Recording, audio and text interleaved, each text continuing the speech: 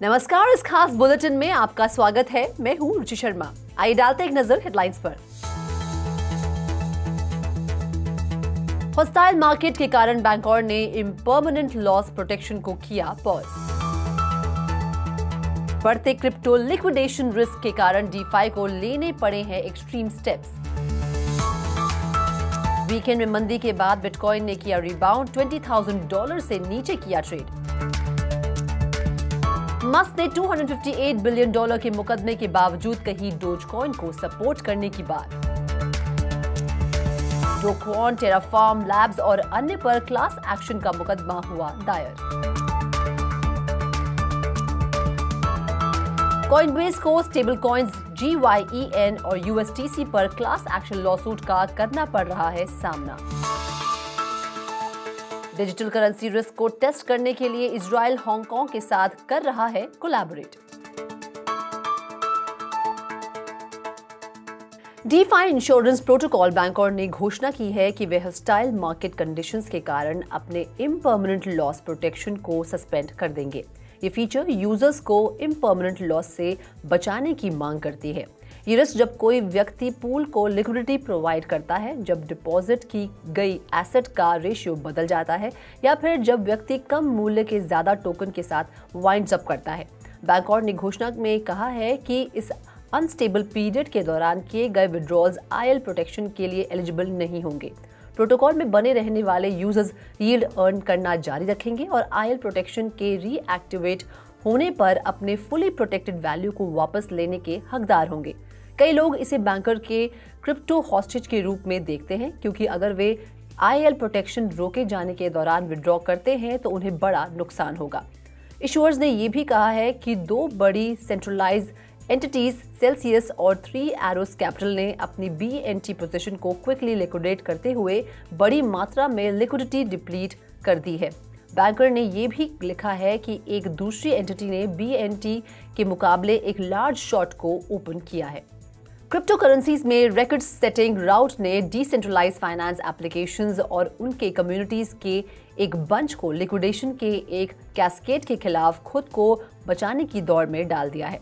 रविवार को Solana blockchain पर एक लेंडिंग ऐप सोलएंड के टोकन होल्डर्स ने एक बड़े यूजर के अकाउंट को टेम्पररी टेक ओवर करने के लिए वोट किया, जो एक बड़े लिक्विडेशन के खतरे का सामना कर रहा था। डीफाई के लिए ये एक एक्सट्रीम मूव है जो पहली बार अपीयर हुआ है। एक दिन पहले मेकरडाओ, एक ऐप जो स्टेबल कॉइन डाई को सपोर्ट करती है और एक क्रिप्टो कम्युनिटी द्वारा चलाई जाती है, उसने पहले डिसेंट्रलाइज ऑटोनोमस ऑर्गेनाइजेशन में से एक का गठन किया है। उसके टोकन को डीफाई क्रिप्टो लेंडिंग प्लेटफॉर्म आवे में डिपॉजिट और मिंट ना कर पाने के लिए सस्पेंड कर दिया गया है। बिटकॉइन ने सोमवार की सुबह रिबाउंड किया। भारत में $18,000 से नीचे गिरने के बाद वैल्यू बाइंग और हायर US नैस्डैक फ्यूचर्स पर नजर रखने के बाद ट्रेड करते हुए देखा गया।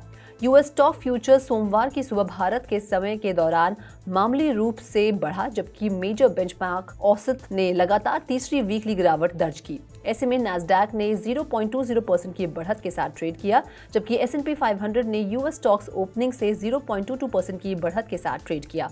बिटकॉइन की कीमत सोमवार की सुबह एशिया में $20,000 से ज्यादा देखी गई, जो रविवार को 17,708 अमेरिकी डॉलर तक देखी गई थी, जो दिसंबर 2020 के बाद का सबसे लोएस्ट पॉइंट है। इन सब के बीच हाल ही में बिटकॉइन ने पिछले 24 घंटों में 5.61% की बढ़त के साथ $19,744 पर ट्रेड किया है, जबकि ईथर को उसी समय के दौरान 10% की बढ़त के साथ $1,076 से ऊपर ट्रेड करते हुए देखा गया है। दुनिया के सबसे अमीर आदमी और self proclaim doge father Elon Musk ने leading meme crypto currency dogecoin के लिए अपने अटूट समर्थन की घोषणा की है। टेस्ला के CEO ने ट्वीट किया है कि वे डोजकॉइन का समर्थन करते रहेंगे। मस्क ने एक यूजर को जवाब देते हुए ये भी खुलासा किया कि वह अभी भी मीम कॉइन खरीद रहे हैं। डोजकॉइन के लिए अपने लगातार समर्थन की मस्क की घोषणा एक अमेरिकन इन्वेस्टर कीथ जॉनसन द्वारा उनके और उनकी दो कंपनियों टेस्ला और स्पेसएक्स के खिलाफ डोज को बढ़ावा देने और क्रिप्टो करेंसी की कीमत में हेरफेर करने के लिए $258 बिलियन का मुकदमा दायर करने के कुछ दिनों बाद आया है। हमेशा की तरह डोज ने बिलियनेयर के ट्वीट पर अपना रिएक्शन दिया है और बेरिश मार्केट के बावजूद कीमत $0.052 से $0.060 तक 12% से ज्यादा बढ़ी है। शुक्रवार को दायर एक class action lawsuit Do Kwon, Terraform Labs और दूसरों पर अनरजिस्टर्ड सिक्योरिटीज को बेचने और टेरा यूएसडी स्टेबल कॉइन और संबंधित टोकन लूना की स्थिरता के बारे में गलत बयान देने का आरोप लगाया है ताकि इन्वेस्टर्स को उन्हें खरीदने के लिए प्रेरित किया जा सके। मामले में नामित दूसरे डिफेंडेंट्स में Jump Crypto, Jump Trading, Republic Capital, Republic Maximal, Tribe Capital, GSR Markets, 3 Arrows Capital और निकोलस प्लाटियास के नाम शामिल है। मुकदमा टेरा टोकन्स के परचेज प्राइस के मॉनेटरी वैल्यू और प्लेंटिव और दूसरे सभी सिमिलरली सिचुएटेड अटॉर्नी की फीस की रेस्टिट्यूशन चाहता है।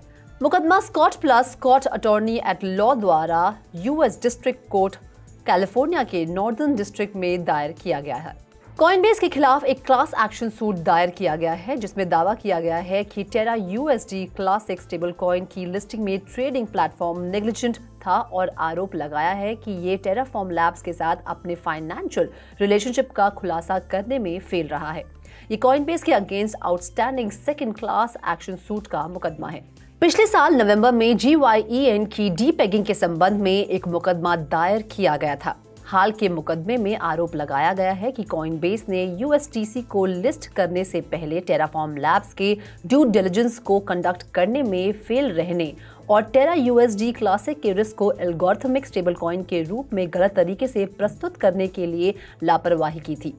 सूट का ये भी दावा है कि कंपनी की investment arm Coinbase ventures Terraform labs के सबसे बड़े समर्थकों में से एक थी और ये कंपनी के लिए USTC की वोलेटिलिटी का खुलासा नहीं करने के लिए एक एडिशनल मोटिवेशन थी।